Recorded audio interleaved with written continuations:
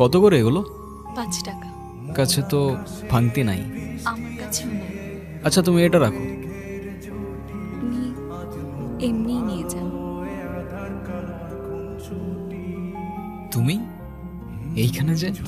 কেন, আমি এখানে থাকতে পারি না? এখন কোথায় যাচ্ছ? ওইদিকে। কেন? তোমার সাথে আসি যদি তোমার কোনো সমস্যা না থাকে। আসতে পারেন, আমার আবার কি সমস্যা? আচ্ছা তোমার বাড়ি কোথায়? এই তো ওইদিকে। কোথায় ওইদিকে, বাড়ি কোথায় ওইদিকে, তোমার সব কিছুই কি ওইদিকে?